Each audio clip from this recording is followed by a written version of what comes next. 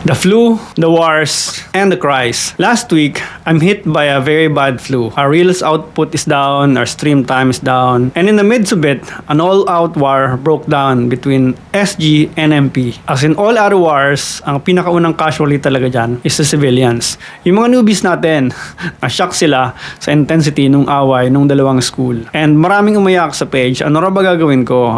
Nasisiraan daw yung server, hindi sila makapaglaro ng ayos. Yun, napakarami nila, and of course, I'm alarmed. Our players counts are down as well. For the first time, bumaba ng below 100 yung online players natin. And of course, the only thing I can do is to talk to the guys what's happening. Sa mga newbies naman natin dyan, guys, these are all part of the game.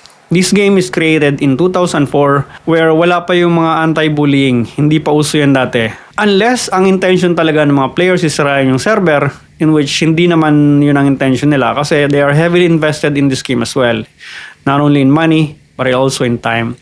So hindi yung intention nila. Talagang nag-away lang sila, which is all part of the game. So yun, sa mga umiiyak guys, I can only intervene if the intention is like nung mga nag-quit na Phoenix. Ang na-screenshot doon, isisirain daw talaga intentional nila yung mga servers sa lahat na nagpapalevel with the intention na yakagin yung mga players sa server na pupuntahan nila. In which case, I have to intervene.